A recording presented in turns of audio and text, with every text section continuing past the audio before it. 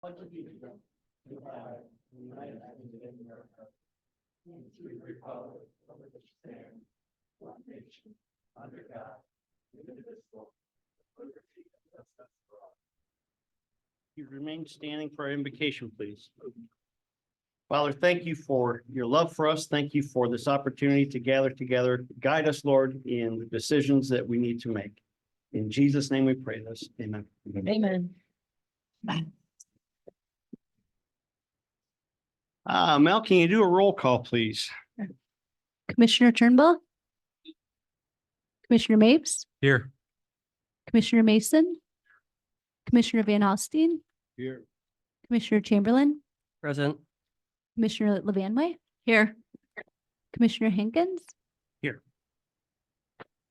And Commissioner Aaron's is not with us today. Right. I'm online. I'm on. Good. Oh, good morning, everyone. Glad to see you all here. I know it's February, but Happy New Year for those of you that I haven't seen. Next on our agenda, we have an add or remove agenda items. And Commissioner Mason did speak to me about adding a potential resolution here. So does anyone else, before I turn it over to you, Henry, does anyone else want to add or remove anything from our agenda? Hearing none, Mr. Mason.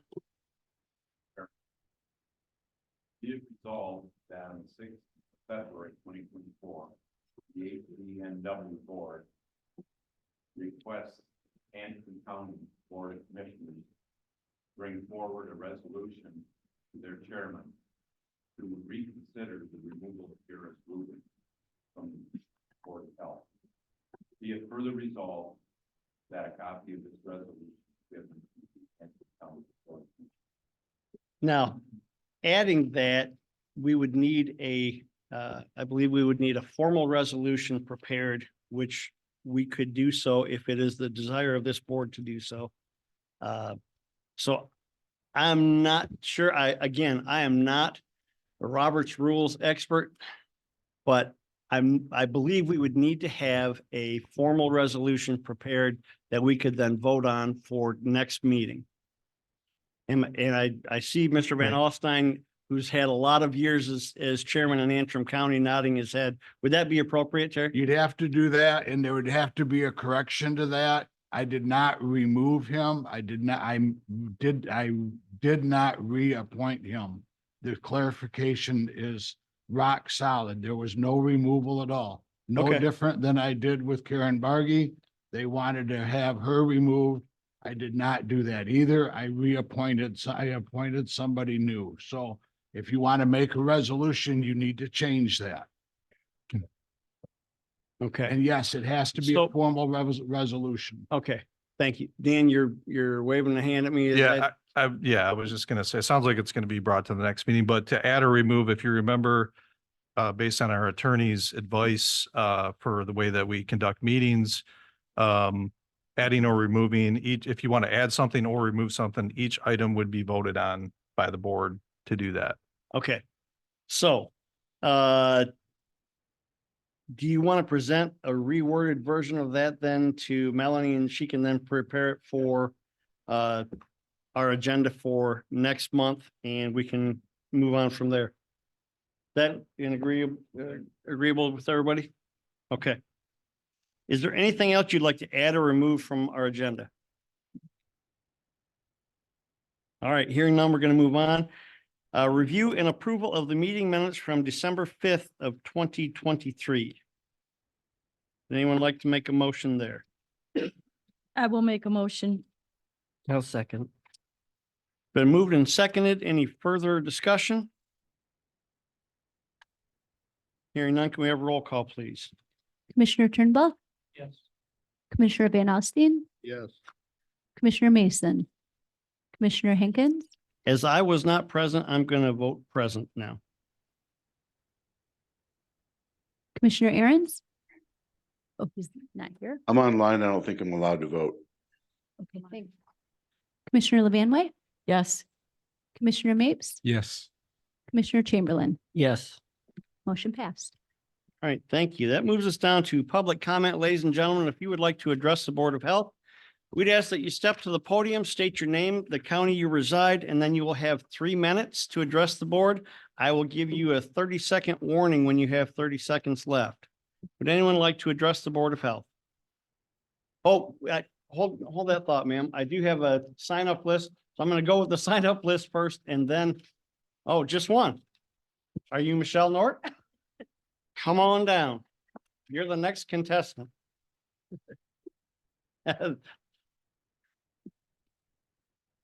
Thank you. Good morning. My name is Michelle Nero, and I live in Bagley Township, Otsego County. I hold public office as the Bagley Township Supervisor, in which 25% of Otsego County resides. But I stand before you today as a concerned citizen, my one voice, because I have only spoken to a few of my constituents on this topic.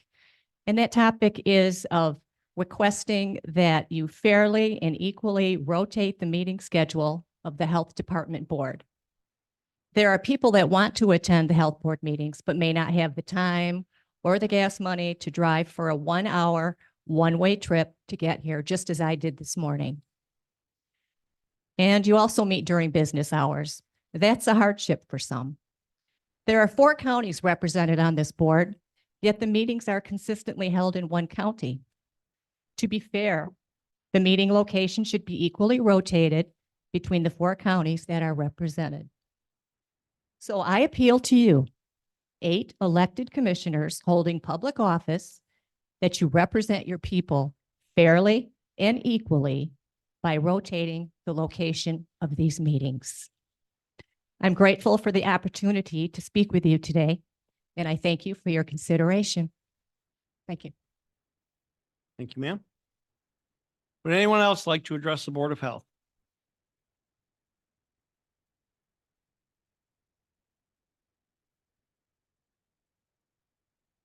Mary Lieberman, Emmett County. Kind of following up on that comment, I would just like to say, as rotating the meeting locations would require an added cost to the taxpayers because you'd have to move staff and IT and so on and so forth. I hope the board considers in making that decision that hosting the meetings only in the counties that are current with paying their local appropriations would be appropriate. Thank you.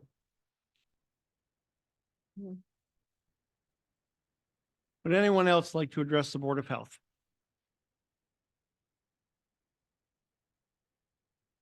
Hearing none, we will close public comment. And then it's organizational meeting time.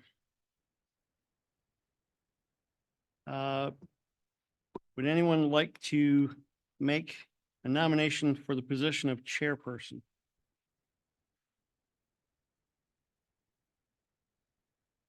I second it. Thank you, gentlemen. Is there any further nominations for the position of chair? Come on, it's a lot of fun. I move nominations be closed. Nominations are closed. Can we have a roll call vote, please, Melanie? Commissioner Henkins, Yes. Commissioner Van Alstine, Yes. Commissioner Mason, Commissioner Levanway, Yes. Commissioner Chamberlain, Yes. Commissioner Turnbull. Yeah. Commissioner Mapes. Yes. Motion Thanks. passed. I appreciate that. We now would open the nominations for vice chair. Sir. Okay, I'll second. moved and seconded. Is there any further nominations? I'd like to nominate Neil Aarons. Okay. Is there I'll a second?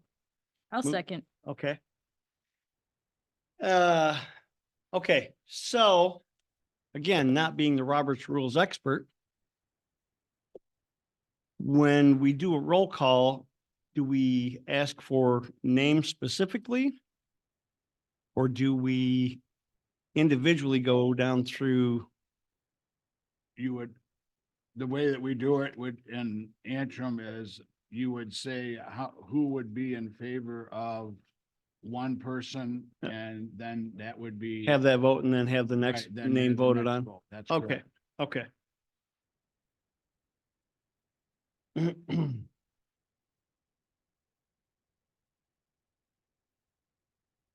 Okay, so I have Commissioner Turnbull and Commissioner Aaron's. Are there any further nominations for vice chair?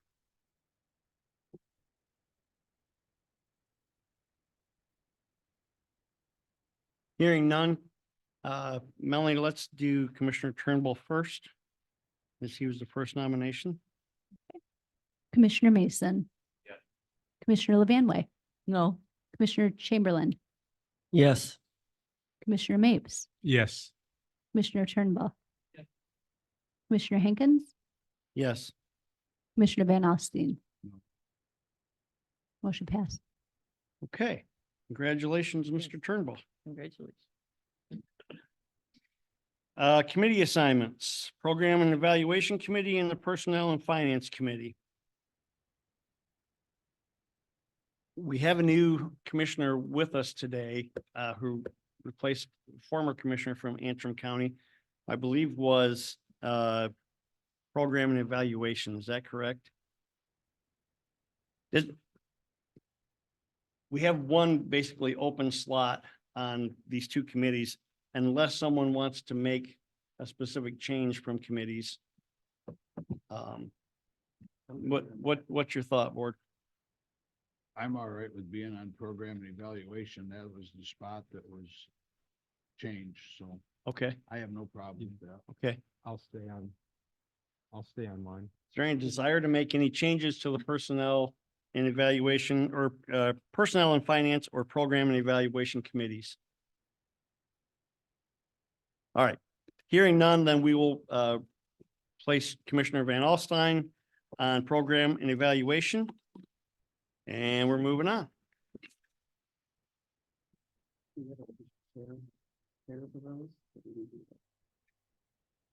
Oh, I yeah, think Jairus There, was the I chair. think that's done in those individual committees. No, you picked last year. Yeah, that's what I thought. Really? Yeah, you were Yeah. the chair. You made Dawn. You Okay, want me to be the chair of finance again? yeah, Okay, I'll stay as chair of I'm finance. fine with that. Okay, so but program was Jairus, Okay, so you need to pick somebody. okay. Who are all the members of, just refresh me, I am. Mr. Chamberlain, Mr. Mapes, and Mr. Van and Alstine, Jonathan. And John, and Mr. Turnbull. So who wants to be chair? You want me to? You got the timing. All right. When he's not making sap, he's a heck of a chairman. He's pretty sappy right now. He's pretty sappy right now. Okay, okay, are we good with that? I'm Yep. fine. Do we need a formal, I think we have a consent agreement. Yeah. Okay. All right, set 24 meeting times, dates, times, and locations. Let's pick the dates first. Is everyone good with the first Tuesday of the month? Looks good for me. Do we want to make any changes to dates or times? Okay, is that good for you? Is this, actually, dates and times right now, first Tuesdays work out okay. okay, what about And- time? I'm sorry, What about time? Is this the good time for you? time at 10 o'clock is good for me as well. Okay. If it works for everyone else, I want to be as open as we can be here. Actually, from 10 to 10:15 works really good for me for meeting times. Me too. Okay. Now let's talk about location. We've heard a couple of opinions expressed. Mr. Van Alstine. One of the things that might help with location and something. I thought I had it up. There it is. There you go. Oh, one of the things about location that I gotta give COVID credit for is Facebook Live. Our board has continually had Facebook Live for our board meetings. And I believe that would solve a lot of the issues with moving the location around and costing the health department numerous amounts of money to move it. I would, with the location discussion, I would like to see that the Health Department of Northwest Michigan starts running their meetings on Facebook Live for transparency of the board. I know that we do broadcast these, but I don't believe we do so on Facebook Live. Is that correct, Dean? Yeah, it's not live. It's posted after. Okay. Yeah.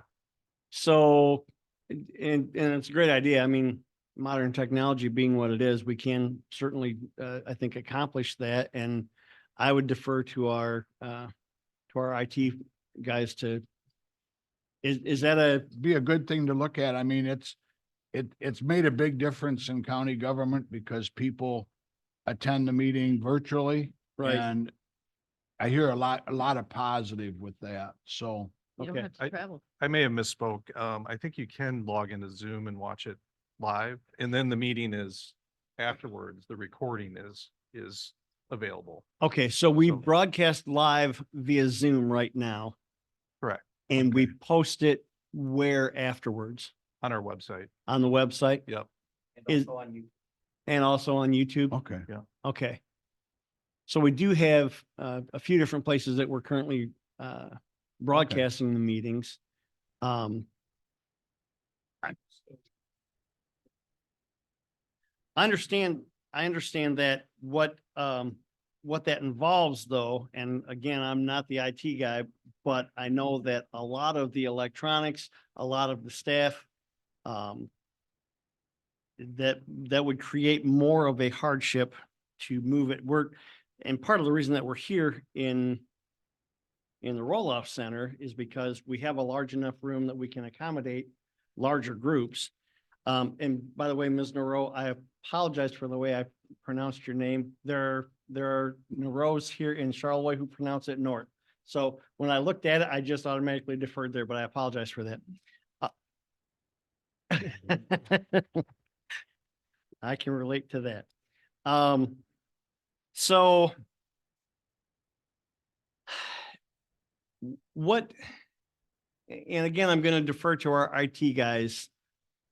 What would that involve if we were to rotate our locations? How much more of a staff commitment and a travel commitment? And Ms. Nero has a legit point. We have 4 different counties that are being represented here. What are your thoughts? Some of the equipment here obviously is built for this kind of stuff, and we don't have this equipment. If there was another place to be able to do that, we have multiple people in different counties that could attend. Okay. Go ahead, Dan. Yeah, I was just gonna say, one option could be, we do have a new training room at the Otsego office, at our health department office there, although space is a concern. It's about the same size, maybe a little bit bigger than our lower level area here in Charlevoix. So that would be my only concern there. And we've been updating that space and making it more usable for trainings and meetings and things of that nature. So, I mean, I think it could be used for that purpose. I mean, really honestly. But again, space could be an issue there, depending. Okay. Mr. Van Alstyne. Dan, how much more expense would there be in moving it from around the counties? As far as how much expense for the health department? Well, I think, I'm thinking in Antrim and in, location is one thing, is one consideration, because we don't really have a location in Antrim right now that I can think of, or Emmett County to conduct a meeting. So we'd have to work that out. And then as far as like staff going there, it's mileage, right? A number of the staff that are involved with the meetings come from Charlevoix. So it would be, travel expense, basically. IT, would have to travel there. There may be some, getting equipment to the space, especially if it's in an area that we're not, familiar with, or the space does not have any technology that could be used. I don't even know, like, with live broadcast through Zoom, we have the equipment here, but we probably would have to look into something that would work in another location, like a camera, so to speak, and microphones and things of that nature. So, I mean, it'd take a little bit of a investment. Okay. Any other thoughts, board? Or Dan concerns? answered my question. Okay. You know, availability of other places. Yeah. I mean, we couldn't really set them unless we talked to Emmett and Antrim first. We don't know if they have a spot.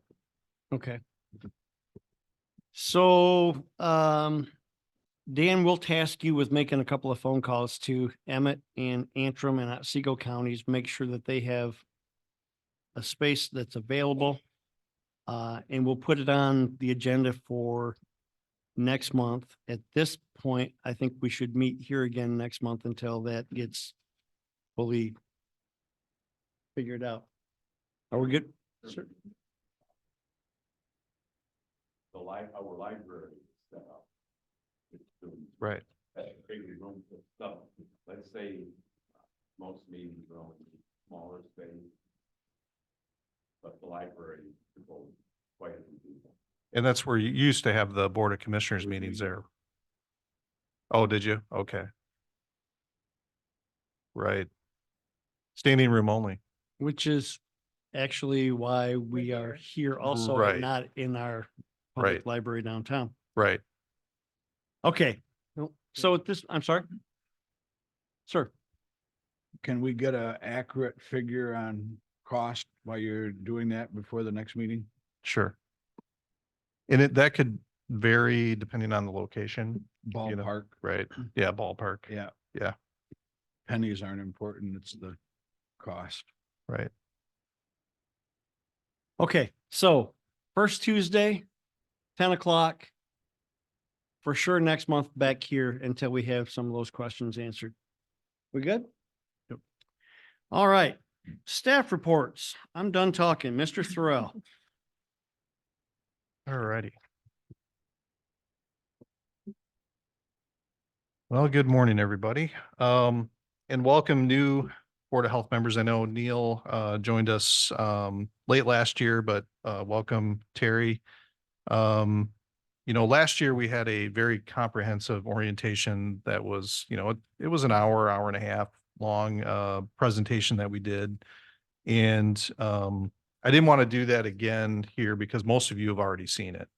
So I thought, it really, to me, is prudent that, we do something like that, maybe in a program and evaluation type meeting setting. And then any other Board of Health members that want to come for a refresher, definitely welcome to do that. But that's kind of my plan. So if I put out some dates, maybe for, really focusing on Terry and Neil, and just have you take a look, would that work? Or we can do it at different times, or we could try to do it even, before the next meeting. Whenever you If just that's let me- more, Let me know and I'll plug it into my okay, schedule. okay. And I know Neil's, yep, he's giving the thumbs up, so. Okay, sounds good. So we'll plan on that. A couple of things, I'll have some information for you. We do have the guide to public health for local governing entities, which we have a nice book for that, which I'll get to you. And then also, again, we have membership in the National Association of Local Boards of Health, which there's a lot of good resources on there, training resources and whatnot. And we will, I was just looking on the site yesterday, and we need to get the members that we have now into the site, and you'll be getting an email invitation basically with a username and password to get on there. And yeah, it's got, useful information. There's a conference every year. This year it's in Nashville. So if anybody's interested. I love Nashville. Where do you Well, sign up? That's in August, so we can talk about that. We'll just have to get a bus. So, with that being said, I'll move on to our website. So I don't know if anybody had a chance to get on. I sent an email yesterday with a link to the website and then also a link to our plan of organization, which is a lovely 318-page document that I know that you've all read cover to cover before coming here today. In all fairness, you just got it yesterday. And the reason was, I gave you the document, which is about a 25-page document earlier. It went out with the board packet, but all the attachments and everything, I didn't have a way to send that through email. So we were waiting for the website to get up and running before I could put that on there.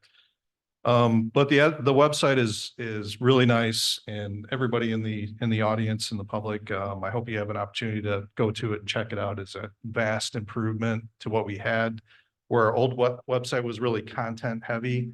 This is just more user friendly. It's easy to move around, get the information that you need. And we had the company that we were working with to do this was really knowledgeable about, where people are going to get information. So, and they've worked with other health departments in the state.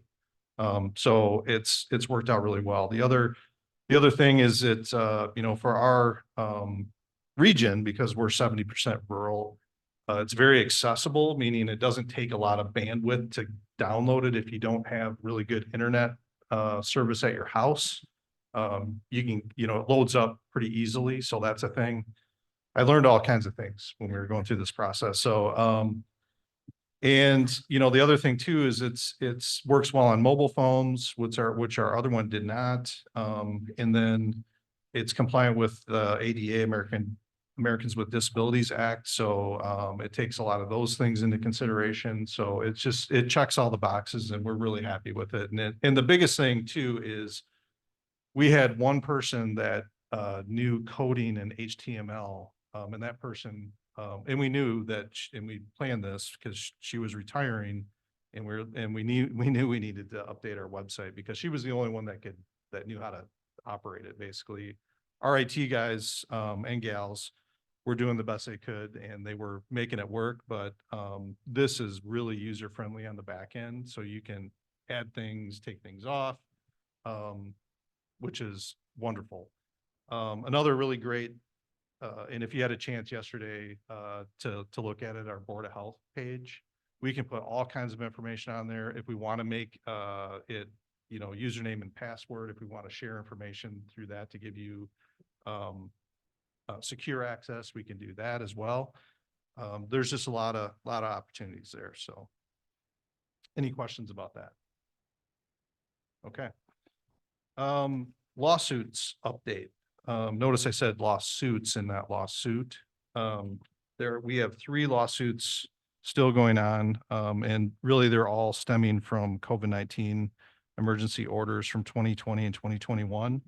So I'll just go down the list and just update you on those. The Let Them Breathe versus the Health Department of Northwest Michigan and Gaylord Community Schools. Where that's at right now is the Otsego County Circuit Court ruled that the lawsuit was moot and the case was dismissed. The plaintiff appealed this ruling at the end of June in 2023. The Michigan Court of Appeals upheld the lower court's decision.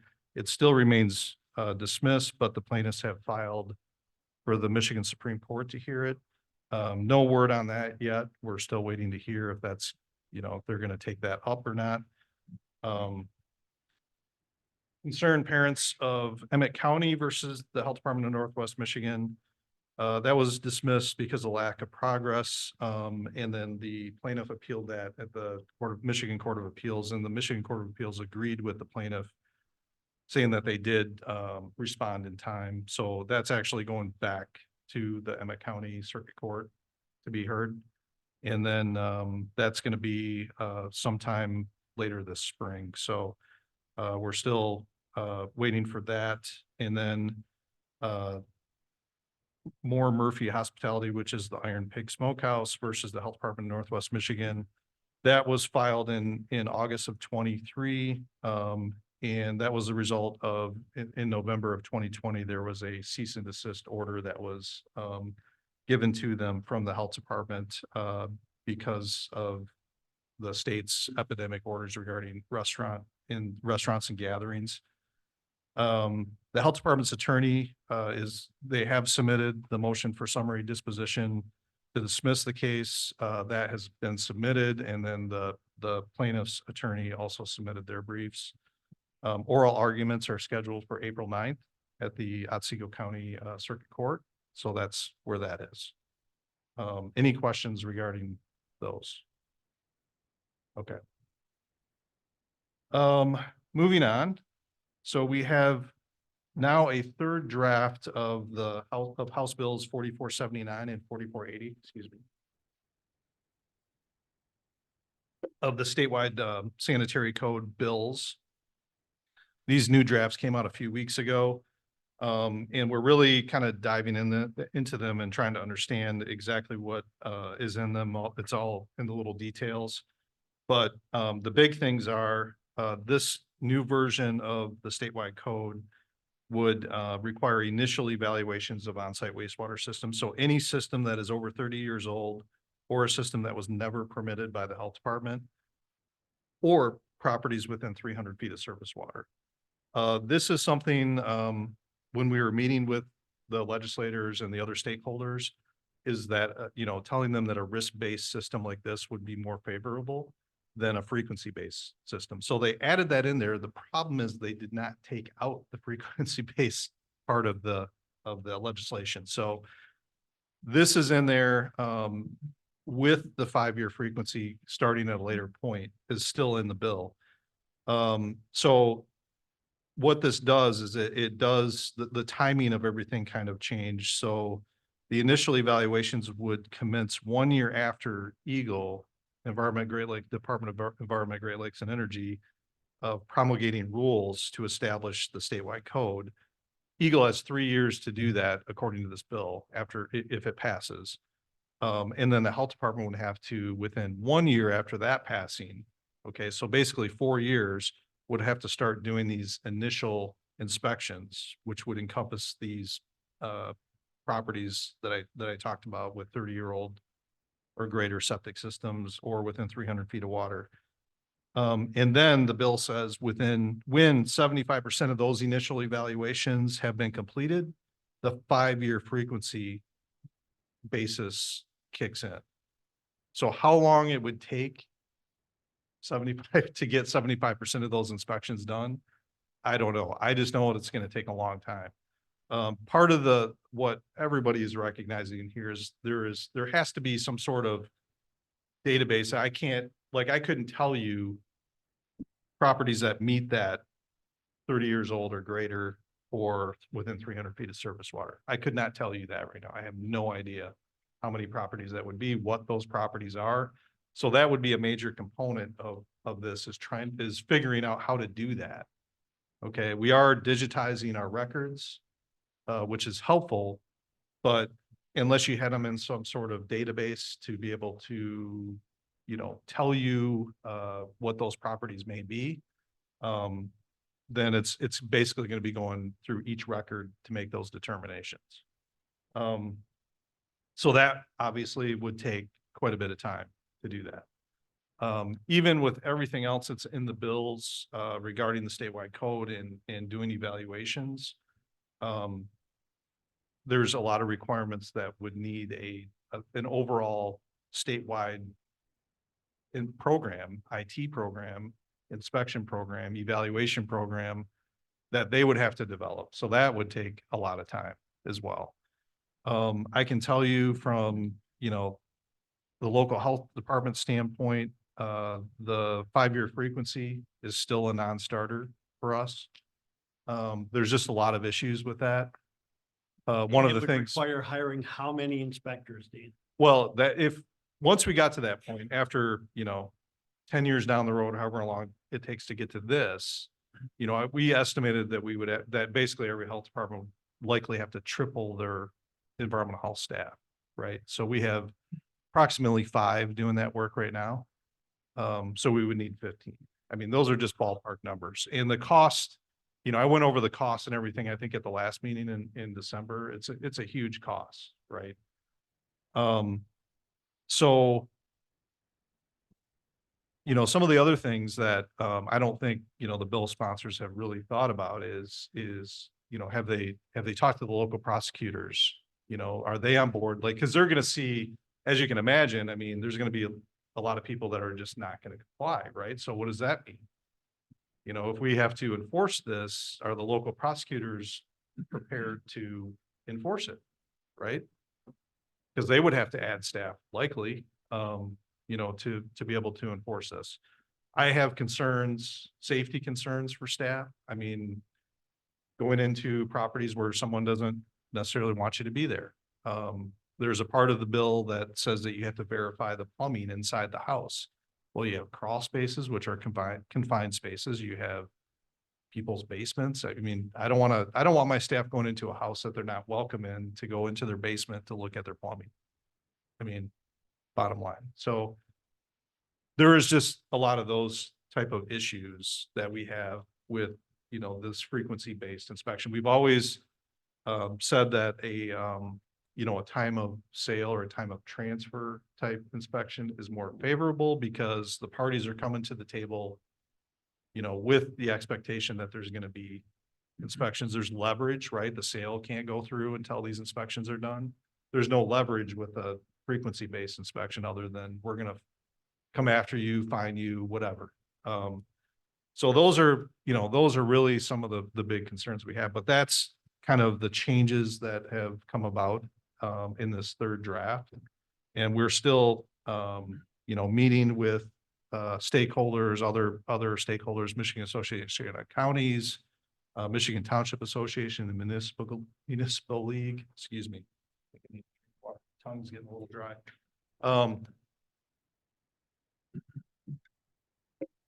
And, you know, a lot of those type of stakeholders that are involved in this as well, that they have concerns.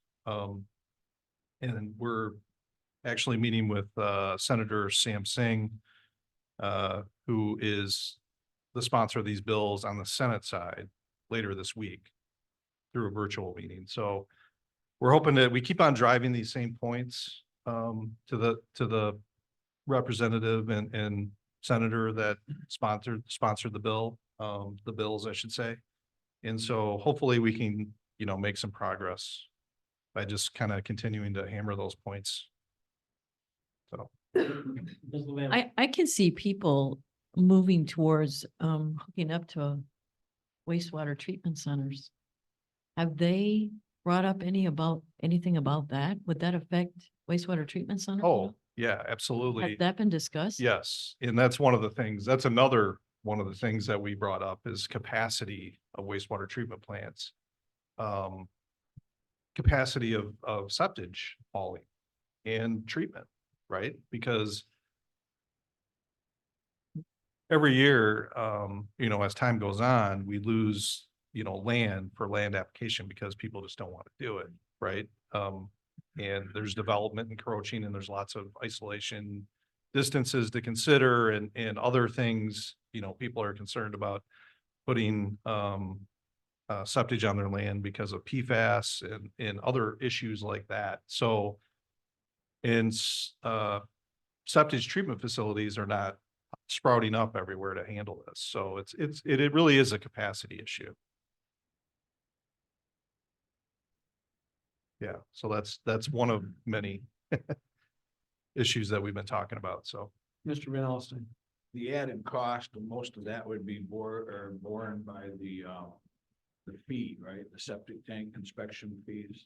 Well, we've been pointing out that, you know, they're in the bills, there's not really a mechanism for funding a lot of this, you know, like I talked about, the IT needs about, you know, having a statewide inspection program and how that's going to get paid for and, or just even getting started, right? Like how that's going to get paid for, because even if we, you know, and yes, we would have to recoup some of the costs from fees, at least half, right? Because the state is typically a 50-50 cost share, or supposed to be, right? We're supposed to be. Doesn't usually work out like that, but so there's going to be also upfront costs of just even starting this, right? Like how is that going to get covered?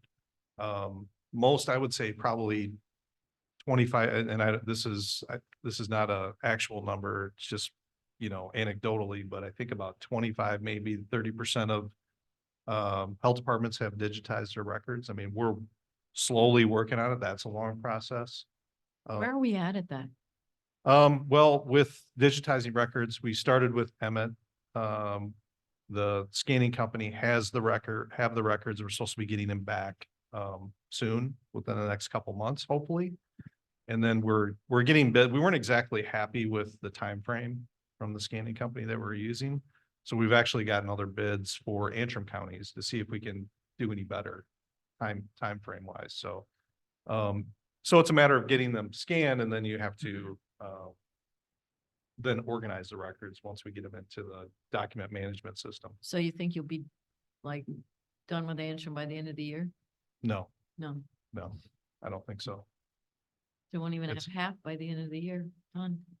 Probably not. I mean, I think, I'm hoping that we'll have the records scanned by the end of the year. But the other parts of it, there's like three parts of it, basically.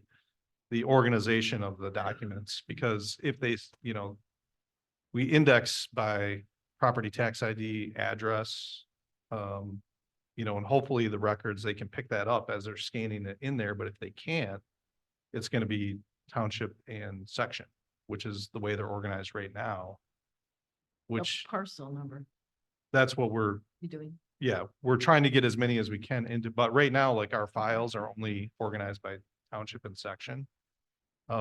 So that's really broad, right? You could have some files that is a whole drawer basically, or some that are small, depending on the density of the section of that particular township. So you just literally need the person hours, to be able to go through those, the ones they can't pick up with their, programming computer system where they can't pick out the parcel ID or the address out of the document. So it's just a lot of work to get So there. how will what's the timeline of this bill? Like if this gets moved forward and we don't even have digitalized records, Right. Yeah. I mean, I think, the timeframes they have in the bills are pretty ambitious. I really think that they, if these bills passed as written, it would take years, right, to get up to speed, to be able to do what the bill is asking us to do. So, and, if there's not funding tied to it, that's gonna even take longer. So, there's a lot of concerns. I mean, we don't, we're always concerned about unfunded mandates from the state. So these are things we're trying to make them aware of, right? And I've said this before, I mean, we're not opposed to having a statewide code. I mean, it's been proposed for 25, 30 years. It's just got to be done right. Yeah, we're the only state in the United States that doesn't have. Right. Yeah, that's what they keep on saying. But we do have, I mean, that's true and not true. I mean, we have a decentralized system for public health. So every health department has a sanitary code. But all commercial systems over 1,000 gallons a day have a unified statewide code. So there is some truth to it, but it's not entirely true. But we don't oppose, the health departments don't oppose to doing a statewide code. I think it's a long time coming. It's just this evaluation or inspection component is really what's tripping everybody up as far as how Well, we can actually get this done. and it'll affect health departments majorly in the whole Majorly. state of Michigan with Right. huge departments. I mean, I have so many people that complain about this now. What would it be like in the future? Right, and literally, I would say every state, program, like a computer program, inspection program or whatever, has issues, and it's always taken twice as long to get it out, and there's always hiccups and problems, and it's, twice as much as what they said it was gonna be, cost-wise. So, I mean, we have concerns about that too.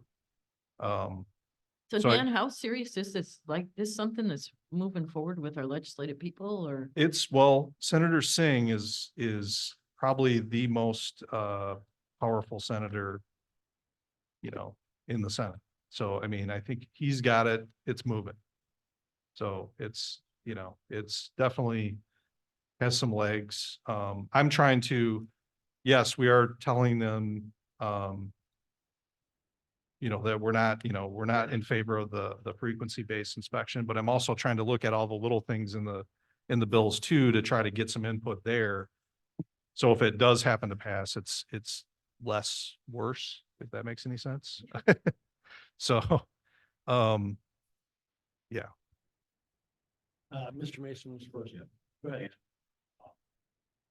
So last week, really thought kind of a deadline around May, after the bills we had, we're pushing them that early.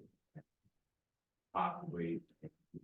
The way I'm learning more and more about how the legislature works, and, we get into this time period where the budget comes out, right? So then they're gonna be talking about a lot about the budget, and there's this activity period like May, June, where a lot of stuff happens, and there's a summer recess, and then you get into the fall session, right? And that's when a lot of other stuff happens.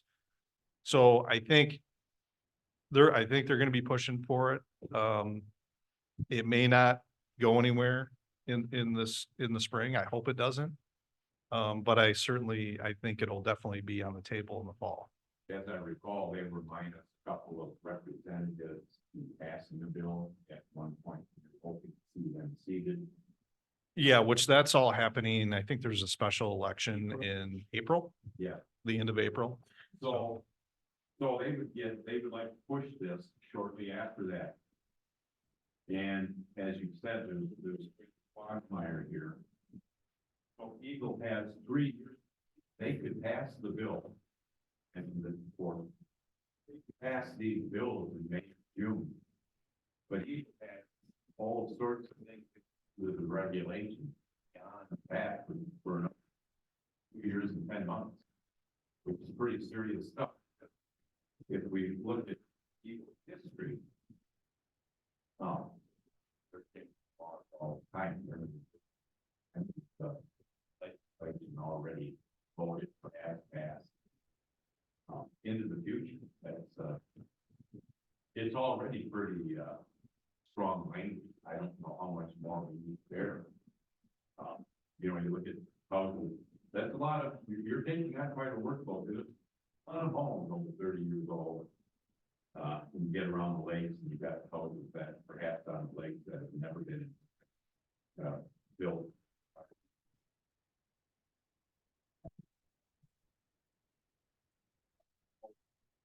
Even lakes, there again, you're already taking in a huge number of these sites before you even talk about houses under 30 years old. You'll be looking for all of the help you get. That's it. Mr. Van Alstine, you have another point? And on this, if a township has a ordinance in place already and it is equal to or more stringent than the state, would the township one overrule the state on that as far as the ordinance, or haven't they got that far yet?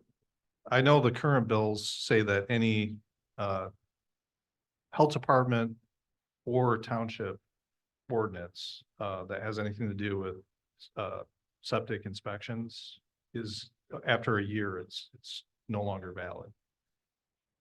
Okay. Yeah, and I haven't seen any language about whether or not, if it was more stringent or not, that it could be kept or whatever. I think that the goal would be, because this has always been a big complaint. I understand this part from contractors and realtors, is that every health, and you think of a contractor that is based out of, say, like Antrim County, they have our sanitary code to deal with. They have, they may go work in Grand Traverse County. They may go even farther south into District 10, and everybody's got a different code, and they complain about that because we all have different rules, right?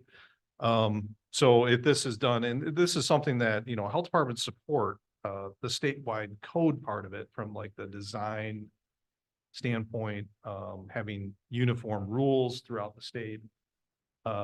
I think that would be good for for everybody, right? Because we're all on the same level playing field at that point.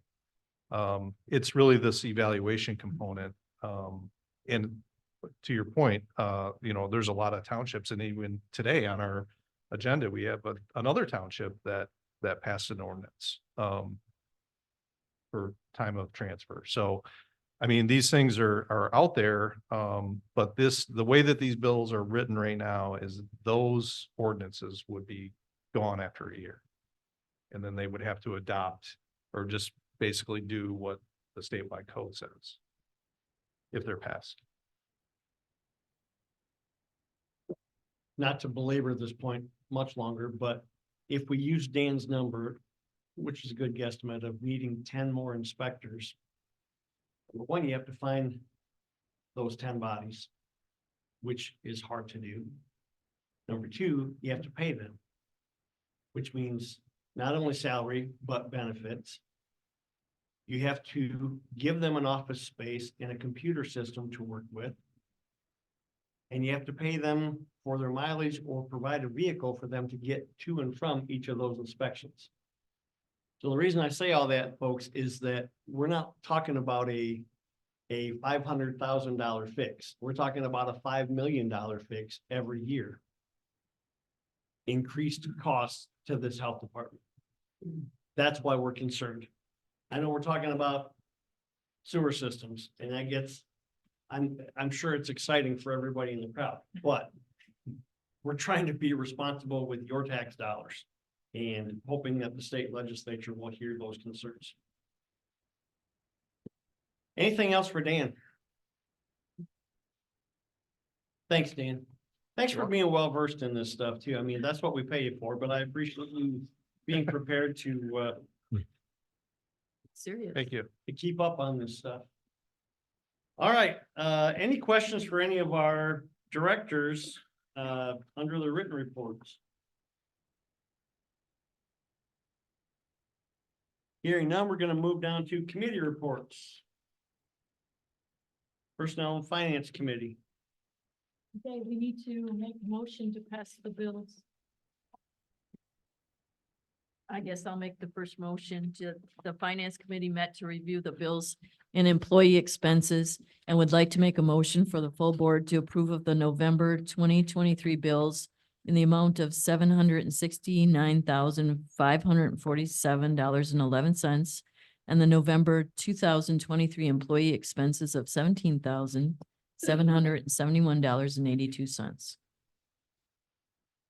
I'll second that motion. Is there any further discussion? Hearing none, can we have a roll call, please? Commissioner Van Alstine, Yes. Commissioner Mason, Commissioner Chamberlain, Yes. Commissioner Mapes, Yes. Commissioner Hankins, Yes. Commissioner Turnbull, Yes. Commissioner Levanway. Yes. Motion passed. And I'll make a motion of the second one as we meet around the 15th of every month.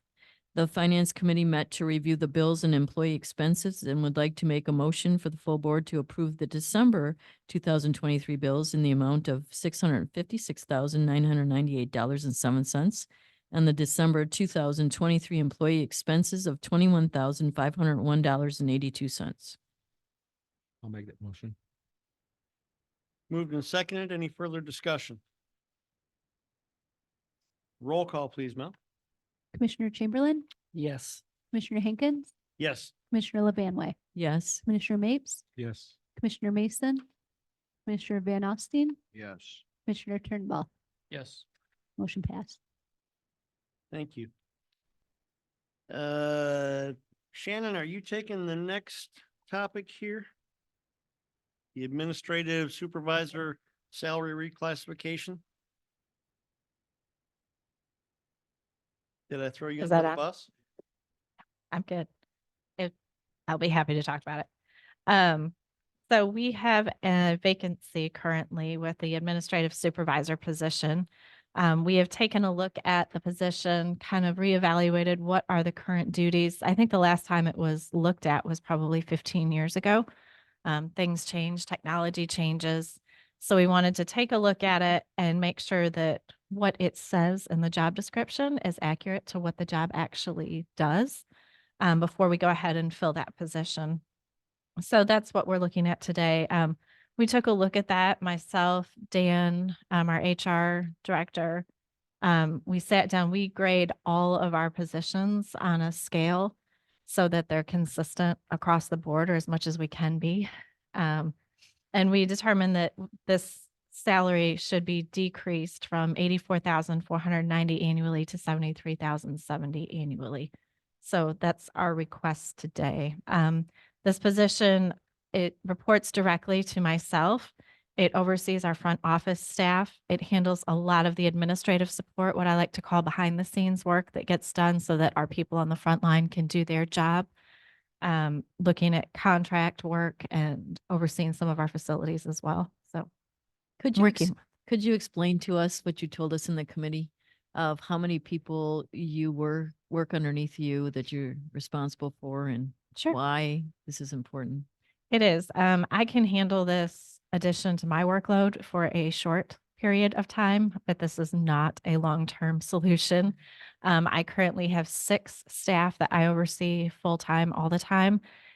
With this position vacant, and this is one of those 6, it brings in another, I think, 7 staff. So I've got at least, what is that, 15 people that I would be overseeing directly.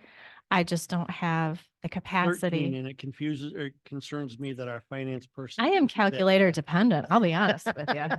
This is why I use Excel, so I can't screw it up. Thank you for that, though. Yes, so there's a number of people under me that I can't do it long term.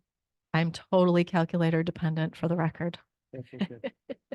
I will make a motion that we move to change the administrative supervisor position from a salary classification level 13 to a level 11 per the Health Department Northwest Michigan salary classification schedule. I'll second. Moved and seconded. Any further discussion? I wish I could see a price go down. When I I- first read the headline. I appreciate the fact that we just decreased the salary Yeah. there. So thank you for being fiscally conservative for us there, Shannon. And I'm glad you trust your calculator. Hmm. Okay. Moved and seconded. Any further discussion? Roll call, please, ma'am. Commissioner Levanway, Yes. Commissioner Turnbull, Yes. Commissioner Henkin, Yes. Commissioner Van Alstine, Yes. Commissioner Mason, Commissioner Mapes, Yes. Commissioner Chamberlain. Yes, Motion passed. Thank you. Program and Evaluation Committee. we've not had a meeting. Okay. Nothing there to report. Okay. Moving on to unfinished business, we have none listed. Moving on to new business, plan of organization for local public health accreditation. Mr. Thorell. Yes, thank you. Yeah, so the plan of organization for local public health accreditation, this is cycle 8 of accreditation. It started in the late 1990s. Health departments are accredited on a 3-year, every 3 years. And as part of that accreditation, we have to submit a plan of organization to the state. It's, actually in the public health code that we have to do that. And so that has to show up at the state 60 days ahead of when they visit us for accreditation, which is in mid-March. I submitted this early January, but it does require the local governing entity to approve it. And that, I submitted it in early January, didn't have a meeting yet. So at the first available opportunity, that's why I'm bringing it to you today, is to have you consider this for approval. This really just kind of lays out how we're organized, our programs, what we do, what laws we are required to abide by, our mission, vision, fundamentals, all of those things. I'm gonna not read this word for word, if that's okay with you. But I just wanted to, I hope you had a chance to look through it. If you haven't, I sent this, you would have had to go to our website yesterday to get the version with all the attachments, but I gave you the main document, that kind of overview with the packet. I also brought, we made a hard copy, one hard copy. We didn't want to kill a forest, so we just made one hard copy with the attachments if you wanted to peruse through this, you're more than welcome to. And I have, some other information here too, the public health code, our public health law bench book, all very voluminous. And, if you need some help sleeping at night, I would recommend, taking one of these and, reading through a few pages, it'll knock you right out. Now, with all seriousness, I hope you had a chance to look through this. I know whenever, I've been involved with doing this in the past, as I was, in my former life, helped with accreditation. I was a accreditation coordinator at Grand Traverse, and in going through this, it's always a learning experience. And there's just so many things that need to be updated, since the last time we did this. And actually, I said it's every 3 years, but because of COVID, it was basically paused for 2 or 3 years. So it's been a while. So we had to do a lot of updating. This was a lot of work. So I invite any questions you might have. I have a question, but it's more of the process. So, when you do that and they come and do the audit, do they tell you what to change? Do they help you to make it better, or they just say yes or no? What's the process of it? Yeah. So, what they do is, the plan of organization, they get this way ahead of time, and, they will tell us, if there's problems with it, if there's things missing. There was a couple things that, they did mention. Well, number one, we didn't have the local governing entities approval yet, which I told them that. And then our, all hazards plan, chemical or exposure plan has to be, we were up in the midst of updating that. We gave them the version that we had as we were working on it.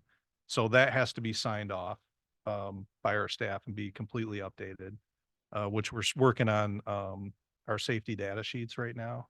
So all of our offices, sometimes we have OSHA requires that you update those. So whatever chemicals you might have on site, even if it's just household stuff in an office, you have to have the safety data sheet.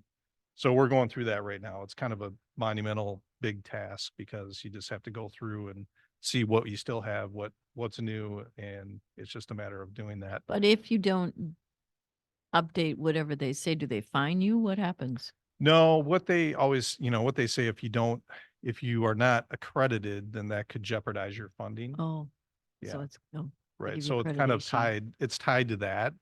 I don't know any health department that has not been funded Approved. throughout, all this time with accreditation. What it has done is I think, this type of program, it's lifted up, and got all the health departments across the board to be basically evaluated on the programs that they do and held to a standard, which is good, across the board.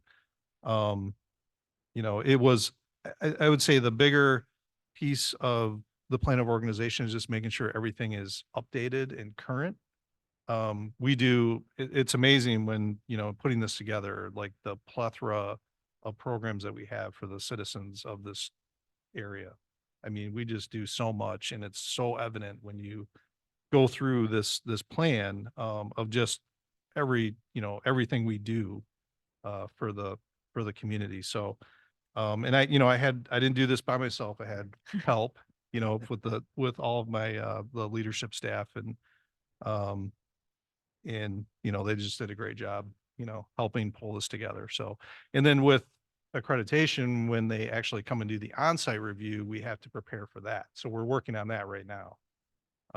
They have a whole bunch of indicators that you have to meet for each of the programs that they accredit.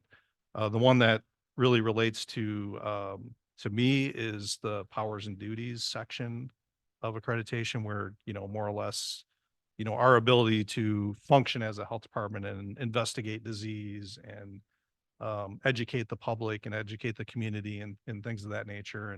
And if we have all the laws and rules in place, to operate as intended by the public health code. This is So- just a thought, Dan, but maybe the health department should send that to all the legislative people to let them see that while they're working on the environmental bill.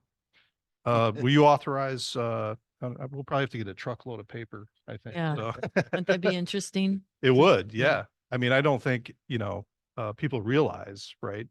you know, how much is involved. And, you know, I will say our colleagues at the state, we have a whole division at Health and Human Services that oversees health departments, and they are constantly, you know, not lobbying, but educating lawmakers and whatnot on just everything that we do. So, but it's not a bad idea. At least even our local ones, to give them a copy of our plan of organization. I like that idea. Dan, are you asking for a motion to approve this plan? I actually have, yes, I am, and I'm just gonna come around and I've got a couple of motions here.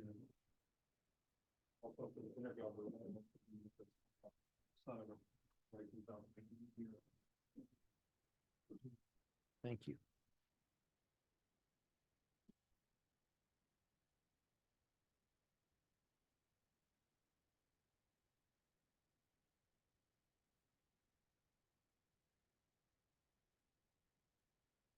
Okay, board, would anyone like to make the motion? I'll make the motion that we move to approve the Health Department of Northwest Michigan's plan of organization as presented for cycle 8 of the local public health accreditation. I'll second that motion. Moved and seconded. Any further discussion? Hearing none, Mel, can we have a roll call, please? Commissioner Van Alstine, Yes. Commissioner Hankins, Yes. Commissioner Mason, Commissioner Levanway, Yes. Commissioner Chamberlain, Yes. Commissioner Turnbull, Yes. Commissioner Mapes. Yes. Motion passed. Thank you. Now, Mr. Fruk.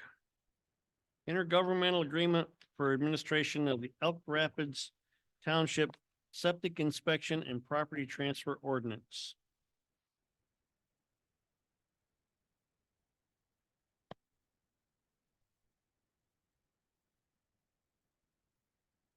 Yep. So what we have here, they want to do a time of transfer. It's similar to Milton Township and the village of Elk Rapids. It's kind of a carbon copy of that one. We're looking at, I would say, probably an additional 30 evaluations based on what they give the township has given us number wise. So, Mhm. thank you, Jeremy. And just to piggyback off from our previous discussion. Right. How much time is involved for a staff member to do a time of transfer inspection right now? And by that, I mean, I get that you go and look at the site, Right. but then what takes place afterwards? And I'm doing that for the education of the board and for the folks that are here. Yep. I'd say probably a solid hour and a half, Okay. Yeah. Okay. maybe 2 hours if you consider drive time too. Okay. So there's no specific reports or paperwork that need to be completed after that? Yeah, that's included with that, the Okay. paperwork. So I'd say an hour in the field, half hour drive, a half hour paperwork. Okay. Good. Thank you. Anybody have any questions for Jeremy? Mr. Van Alstine? This is pretty much a cookie cutter, just like the other townships in Antrim County that are doing the same thing. And there is other townships that are working on this exact same thing that will be coming to us, I would imagine, soon. With that said, I'd like to make a motion to approve the agreement with Elk Rapids Township to conduct existing septic system evaluations and reporting for the Elk Rapids Township septic inspection and property transfer ordinance. I'll second. Moved and seconded. Any further discussion, Mr. Thorell?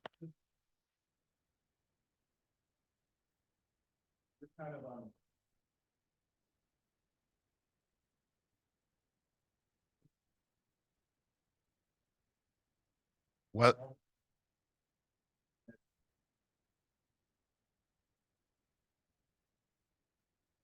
Yeah. We're- Yeah. And what I will say is whether we do this one or not, Antrim County has been probably my busiest county out of all of them too. So, so it's something that we'll look at, and definitely if like I rather fill it like part-time if not, if that's the case, to reduce the costs, but, yeah, so if this continues on, it's definitely, I need to talk to the townships and that before they start passing ordinances and get a better game plan with them, so. Okay, thank you. We have a motion and a second. Is there any further discussion? Terry. Jeremy, that cost on them is $329. Was that the number? Oh, I think that increased this year. I think it's 364 or 346. Okay, all right, I can't remember. FYI for everybody. Yeah. Yeah, so it is funded too, so. Yep.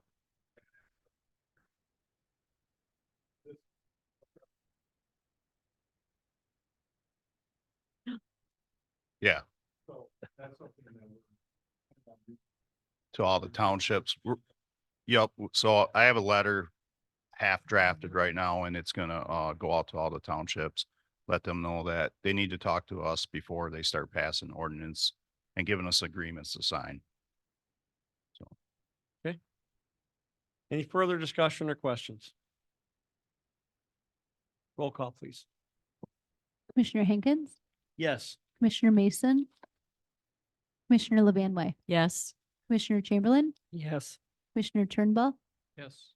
Commissioner Van Alstine, Yes. Commissioner Mapes. Yes. Motion passed. Thank you. All right, ladies and gentlemen, on our agenda, that brings us back to public comment. Again, we would ask you to step to the podium, state your name and where you reside, and you'll have 3 minutes. I'll then give you a 30-second warning. Would anyone like to address the Board of Health? Yes, ma'am.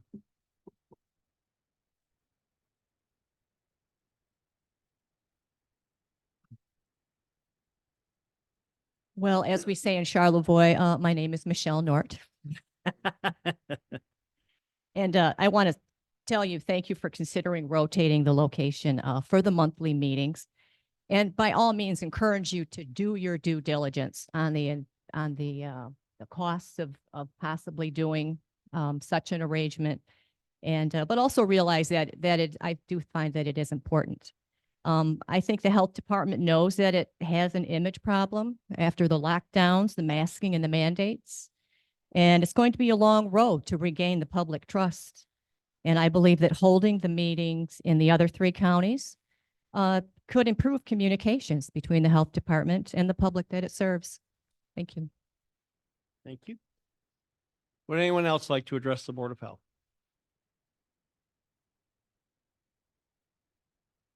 Yes, ma'am. I'm Linda Yarrow and I'm a Charlevoix resident and also a retired health officer. And I really would like to just thank the health department staff and administrative staff for all of their great leadership over the last year and years. And Janine and her staff for all of the work that they are doing to make the health department more visible. And really, I think I see something on the health department every day. There's a very active Facebook page. There's their new website. There's newsletters that people can sign up for.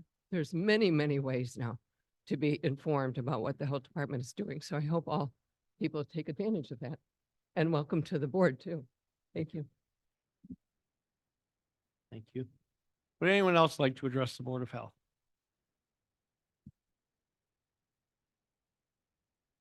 All right, hearing none, we will close public comment.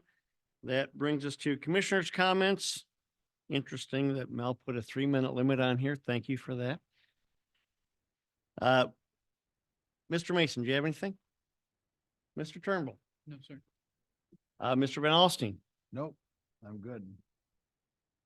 you're not on the commissioners list. Okay.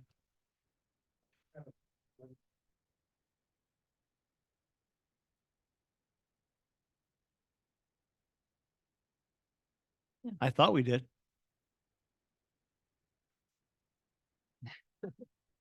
This ain't my first day, Dan. Come on now. Okay, thank you. Thanks for keeping us on task, Dan. That's the way he cracks the whip at the office too, ladies and gentlemen. So, Ms. Levanway, do you have any? No, I comments? have nothing. Thank you. Mr. Mapes, Fine, thank you. tell Mr. Aaron's we said hey. Okay. Tell him yourself. Oh, he's there. There he is. Hi, Neil. We I'm missed right you here, today. Chair. Yeah, thanks, Chair. And I'd just like to thank the other fellow board members who nominated. me for Can't hear vice. you though, bud. I appreciate the nomination for vice chair, my fellow commissioners. I appreciate that. Thank you. Okay. Mr. Chamberlain. I just like to say my mom said that the picture the health department took of me was the best one ever, she said. So all I'd like to share. Mom's happy. Mom's happy. That's a good thing. I have no comment and I would take a motion to adjourn. I'll move it. I'll make a motion with adjourn. All right, adjourn to the call of the chair. Thank you, ladies and gentlemen.